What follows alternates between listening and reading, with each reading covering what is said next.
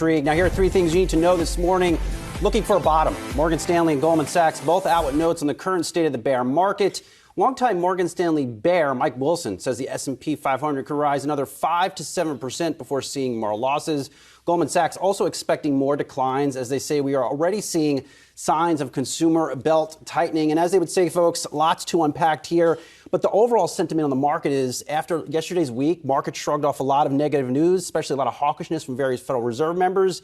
And you have, I think, Wall Street saying at least near term, you could see stocks bounce. Yeah, and with this, within kind of Wilson's predictions that we've seen in the past, he correctly also called when this sell-off would kind of take place over the course of this year, and some of the larger factors, whether that be the international geopolitical tension or whether that be the Fed's tightening pathway as well. There has been a lot that the bank has been able, and Wilson specifically has been able to lean into to hit some of those targets, but then even more so from here, looking for a potential retracement of 38% to 50% of the entire decline not being unnatural at this point. A couple things stand out to me from the stuff I was reading this morning related to this. Julian Emanuel over at Evercore ISI, who, by the way, is going to join us here in studio on Thursday at the end of the quarter, he said this may be a bottom, but not the bottom, so to speak, which is sort of in line with what we're hearing from other strategists out there. He says we don't think we'll see the bottom of the bear market until gasoline prices go down more meaningfully, which we've seen a little bit of a pullback, but not a big one. And he also said that we could see a potential, not the, bottom, a tradable rally, he calls it, into the next FOMC meeting on July 27th. So that was an interesting note as well. One of the other things that stood out to me from David Kostin is he was looking at ownership in U.S. stocks. Who owns U.S. stocks? And he says households own nearly 3/4 of the U.S. equity market. Now, a lot of them own it through mutual funds and ETFs. Sure. Directly, he says they own 38% of the U.S. equity market. So that would seem to be a threat, right? But he says the vast majority of that number is wealthy individuals who he says will be more insulated in an economic downturn. So sort of an interesting dissection in his note, breaking down the ownership of the U.S. equity market and the effect of that. And probably a lot of households that are willing to look longer term, whatever longer term might mean. When you hear the top 1% continue to own the stock market, it's probably people that can invest for the next 2 to 3, 4, 5, 6 years. Also, one more point I want to bring up from Wilson's note. He notes the S&P 500 trading at a 16.3 times forward earnings PE multiple. That is hard to justify given the growing concern about corporate earnings. And still get the sense, and I understand these bottom calls, at least short term for the markets, but you get the sense earnings estimates on the street have still not priced in earnings slowdown. And you can become a potential rude awakening as these earnings start to hit the street in the next few weeks. But even for the companies that haven't come out to actually say that they're expecting worse, in the case of two major companies, and we were talking about this last week, Microsoft has already done so, and that on the FX side, but Target, more notably here, has done so twice at this point in time. And so if you kind of extrapolate from both of those instances and look across tech, look across some of the larger companies globally that are relying on their FX conversion, and then additionally, if you look at a Target that's more reliant on people wanting to buy furniture from them versus a lazy boy, then you can start to look across some of the other earnings that are going to trickle through and see where that margin compression might actually take place. Yeah, it's coming down, Julie. It's still $5.61 by me. It's still expensive, but it's coming down. I paid under $5 a gallon for gas in Pennsylvania. I need to figure out if it is cost effective for me to drive to your house and fill up my tank, because it's expensive where I am. It's brutal. It's time to get a hybrid. I can't do that. Let's talk all about it with our senior markets editor, Miles Udland. Miles, I mean, we've been having the conversation of whether this is kind of a dead cat bounce within this broader bear market that we're certainly in the throes of right now.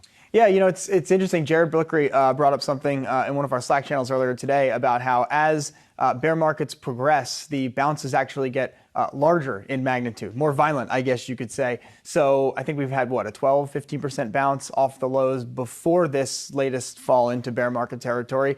And if history is any sort of guide, we should be looking for even larger bounces as we progress through whatever period we're in right now. But of course, Julie, people will disagree on whatever that period might be. Right. They'll disagree on the period it might be. And there's also the idea that we seen the bottom yet? That's what people like to look for, right? There was some talk that maybe last week we saw this sort of exhaustive selling. But if you also look at history and you look at the size of bear markets, forget about the duration for a minute, They do tend to be a little deeper than the sort of, what is it, 22% or so that we've seen thus far. Yeah, what's it, 34%, 35% is it the median or the average? Because that matters. Yeah. But I think, look, the conversation that's really come up on Wall Street in the last couple of weeks is like, have we priced in a full recession? And the quote unquote full pricing in is about that 35% level. So, okay, we have 12 or more percentage points to go ish from here. But I think ultimately you look at like the last 72 hours of notes, and I know we'll talk about this with Brian Chung a little bit later on today.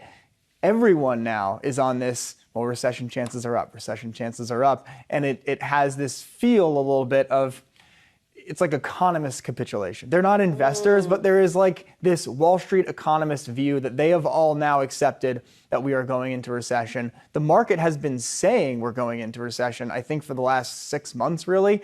And so if you really want to, torture the contrarian view here, you can say, well, it's all adding up. It's finally coming back. Everyone is so bearish. B of A sentiment is at zero.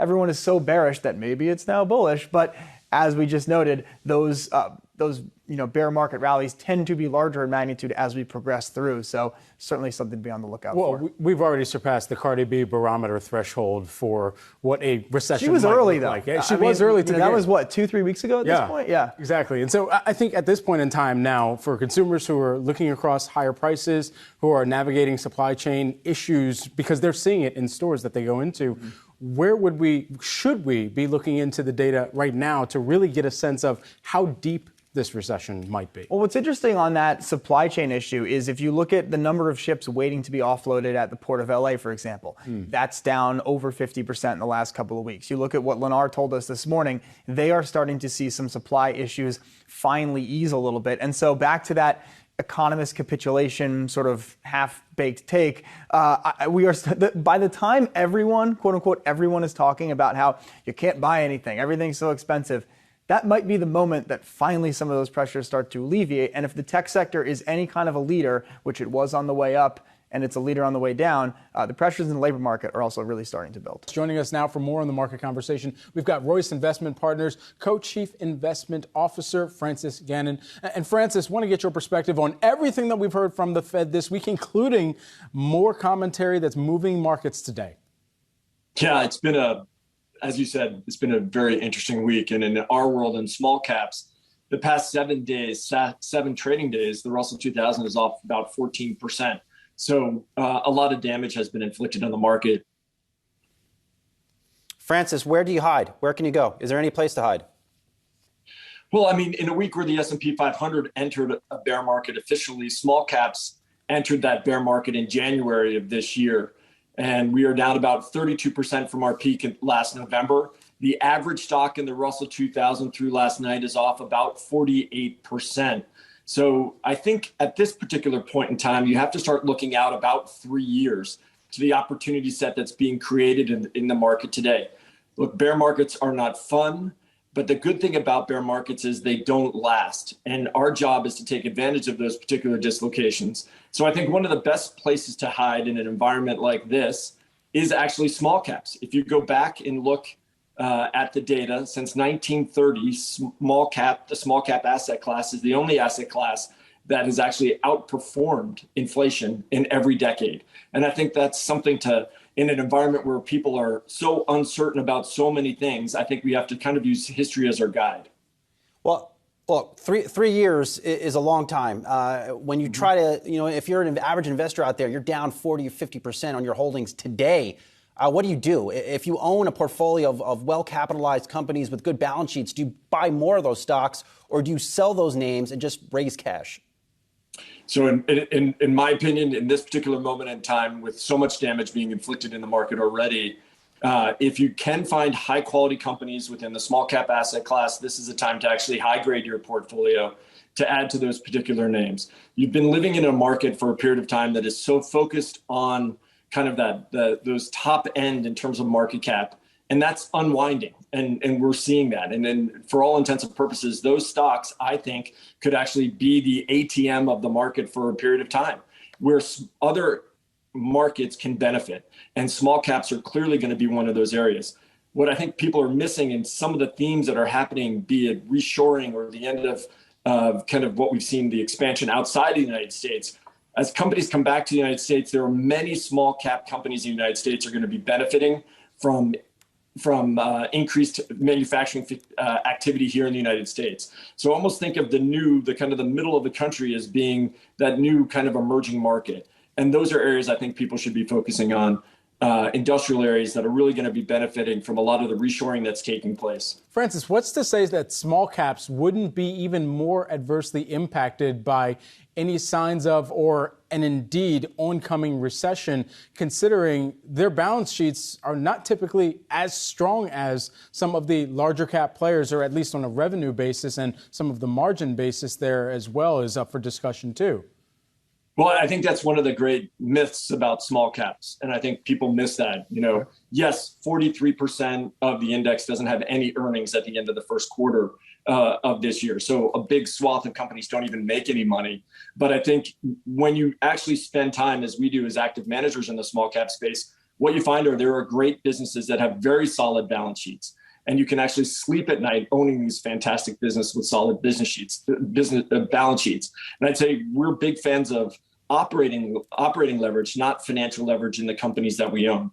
So you can find great balance sheet companies in this particular environment. And kind of to put the correction that we've seen this bear market into, kind of to frame it a little bit, which I think is important, we're down 32% from our highs of last November. The Russell 2000, in the history of the Russell 2000, there have been 12 corrections of greater than 20%. And this is one of those, obviously. But as we were going into the COVID correction around the economy completely shutting down during COVID, the correction in the Russell 2000 was 41.8%. Today, we're in an economy that is slowing clearly, but we're not necessarily in a recession as of yet. And we're down about 32%. So I think it's a different time. Every bear market is different, but I think you have to look out to find the opportunities right now. How do you find or unearth some of these small cap opportunities, Francis? What type of screens have you been running of late? We tend to focus, as we have for a long time in terms of our business, on these better businesses within the small cap space. We call them, serial compounders, if you will. And so we look for companies that have very high return on invested capital. We look for companies that generate, actually not only have earnings, but generate a lot of free cash flow and have the ability to return that free cash flow to shareholders. And so in looking at businesses like we have for a long period of time, we unearth these wonderful businesses and can hold on to them for 3 to 5 years. And that's kind of our goal as an active manager in this environment. We've lived in an environment where zero interest rate policies, those long duration assets have clearly benefited from valuation wise, at least from what has happened. And now I think as that pivots away from those, long duration assets, you're going to see within the small cap space, I think real businesses, and it's kind of strange that you have to say this, but real businesses with real cash flow, with real earnings, that is where the market is really going to gravitate. Okay, so which sector within small caps particularly are you focusing on there? Yeah, sure. Mentioned a couple here. One is industrials. I think industrials is a wonderful place to find opportunities over the next several years. Today, I would focus on information technology. And when I talk about information technology, I don't mean the sexy part of information technology. Focus on the kind of the very simple parts of tech that in our world are really important from a B2B standpoint. It means many of these products are built into other products that the world needs. And in that respect, you see constant cash flow and revenue and demand, which I think is really interesting. Other area of the market that we find interesting in this particular moment in time would be financials. Some of the financial markets obviously have gotten hit quite hard, but financials is such a big area. It doesn't necessarily have to be the banks. It can be insurance companies, and there's an interesting insurance cycle taking place today. So I think there is opportunity if you have the ability to do your work in the area right now for the next several years. And when we look at it from a valuation perspective, EV to EBIT, which is kind of our favorite way of looking at it, we're selling at a significant discount to what the Russell 2000, the market is selling at a significant discount to what it's been now over the past several years. We're coming up on the final day of what has been a crushing week for the stock market as we officially enter a bear market. The NASDAQ has now lost a third of its value after peaking back in November.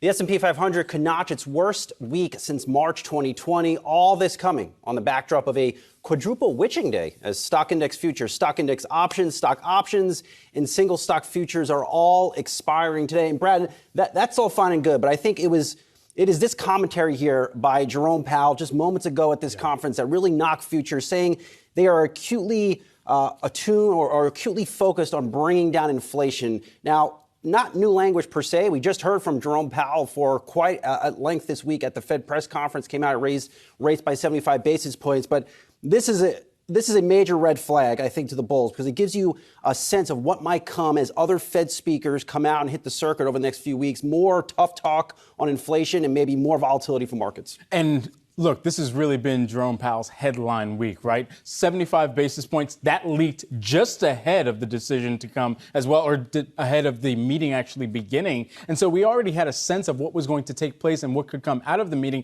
And then it came back to the tone that he was going to be signaling in the press conference thereafter. And what did we hear? We heard more dampening down of a deep recession, but it still came up 8 times during that particular press conference. And even going on from here, you think about the GDP growth and where that's going to running below 2% through 2024. And so as we continue to move on throughout the rest of this year, you were taking a look through some of the probabilities. I don't want to look at that. You don't want to look at the real GDP. You don't want to look at the probabilities. It's just bad. It's just growth slowing down. And look, yeah. I got a good note moments ago from Matt Maley over at Miller Tabak, friend of the show, just consistently watching markets.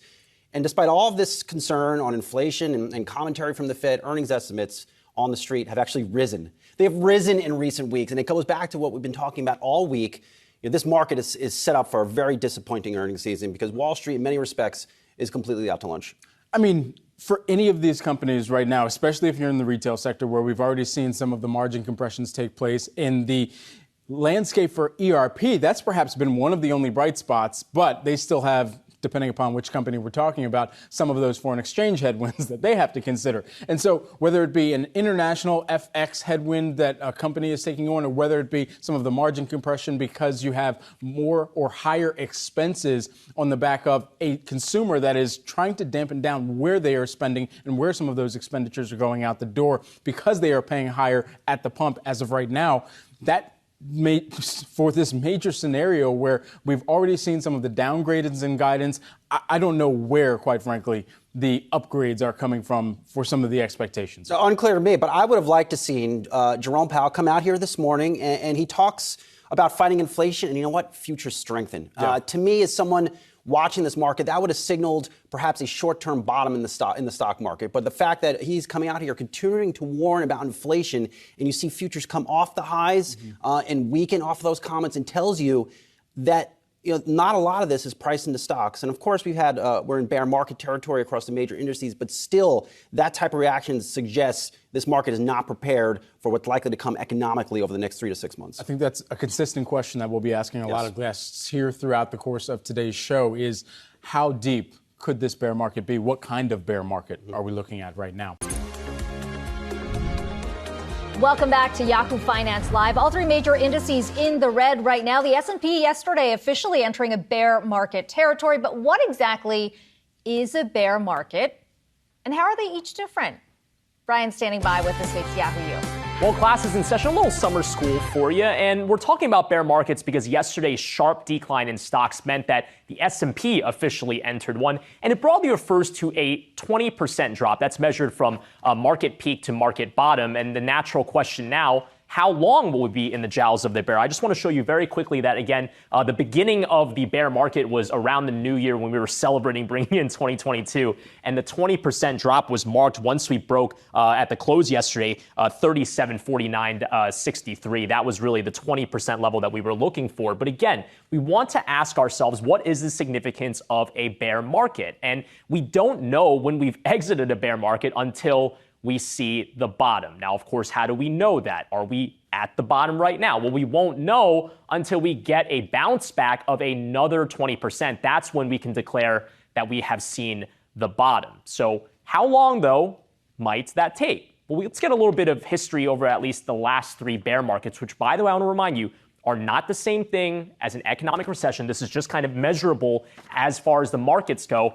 These are the last three bear markets right here. We are looking at March 2000, October 2007, the great financial crisis, and the February 2020 market that was triggered by the pandemic. You could see right now, the longest one that we had seen was actually in the 2000s. That was almost 2.5 years. And the most recent bear market that was triggered by the recession, it only lasted about a month and change. Now, the great financial crisis in terms of length kind of split it in the middle, but it was the most vicious, the S&P losing about 57% in that bear market. Again, right now, because it's too early to call the bottom, we would need to wait for it to bounce back first. We've lost about 21.8%.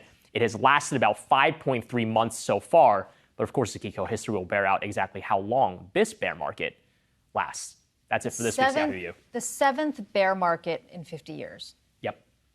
I mean, that I think is good context, the numbers up there, because, you know, for those who have maybe just gotten into investing, aren't as familiar, you hear bear market and it sounds really scary, but in fact, they have not all been the same in terms of the length not at and all. the declines. And we're talking 22% off of the highs of January right now. And you do wonder about some of these millennial or Gen Z investors that kind of got into the game during the pandemic or maybe only a few years before that. And their institutional memory of recessions and then also bear markets is the 2008 financial crisis and then COVID, right? Now, both of those in the span of things, 17 months, a year and a half is no short amount of time, but that's relatively short compared to previous bear markets where even as soon as recently as the dot-com bubble, that was 2.5 years. Imagine going through that through 2.5. Imagine going through it longer. That has happened before. So maybe there's this memory of things being more quick and to rebound than in the past. But of course, we don't know if that's the case right now. We'll see. They're just minutes away from today's closing bell. Can't come soon enough. Let's get over to Yahoo Finance's Inez Ferrer with the update. And Rochelle, the S&P 500 is set to close in bear market territory. Let's take a look at our Wi-Fi board right now. We're looking at the S&P 500 down 3.93%. The NASDAQ composite down 4.7% as we go into this final minute of trading. And the Dow is down almost 900 points. I do want to point out a route that we've been seeing in the bond market. We are looking at the 5-year T-note up 22 basis points at 3.48%. That's above the 10-year note, which is at 3.37%. Also, looking at the U.S. dollar index, it is at a 20-year high. And seeing the sector action, all 11 sectors of the S&P 500 are in the red, with energy down the most, as followed by real estate and communication services. And over on the NASDAQ 100, only one stock right now set to close in the green, the rest heavily in the red. And over on the Dow, we're watching McDonald's is the lone green today, up about 0.5%. Dow Jones Industrial Average down 2.6%. The NASDAQ Composite down 4.25%. S&P 500 down 3.5%. All of this on the backs of the inflation readings that we got. All of this drift also headed into the Federal Reserve meeting later on this week. When we take a look at the components of the market that are contributing to a lot of the selling that we've seen so far this morning, you can see red across the board. And Akiko, we were talking about this just before. Interesting to see energy down today, down about 6%. This is despite the fact that in previous sell-offs so far, this has usually been a winner. Yeah, it really does feel like there's still this spillover that's coming from what we saw on Friday, that inflation print. Obviously, we had that 800-point drop to close out the week last week, and that's really continuing in the lead up to the Fed meeting this week. A lot of expectations here about whether, in fact, the Fed could potentially signal a more aggressive move. I want to point to financials here, too, because we were talking about this. Oftentimes we talk about the rates going higher being, beneficial to the big banks. That hasn't necessarily been the case. So it's one of those days where we're seeing a broad-based sell-off, not a whole lot of correlation that we usually point to. Yeah, you can see JP Morgan Chase, Bank of America, both down over 3%. If we take a look at just kind of the yield movements that we've been seeing as well, obviously the bank's paying very close attention to what's going on in fixed income. You can see a lot of movement in the 10-year, not necessarily this morning, but of course on a 2-day basis, rising, or actually if you take a look before as of the Thursday number, you can see it's risen by about 25 basis points after that 8.6% inflation read. And I want to note that we've seen a lot of movement in Fed funds futures contracts. You can see that right now, actually markets are pricing in about a 35% chance of the Fed doing a 75 basis point move on Wednesday. This is despite the fact that Fed Chairman Jay Powell has said we're going to do 50 in that meeting. So markets may be testing the resolve of the Fed. And then one other point I want to make, actually a few minutes ago, we actually got some data from the New York Fed showing expectations among households that they surveyed increasing to about 6.6% on a year-ahead basis. If you take a look at just how Americans are feeling about this, they're continuing to expect inflation to rise even higher.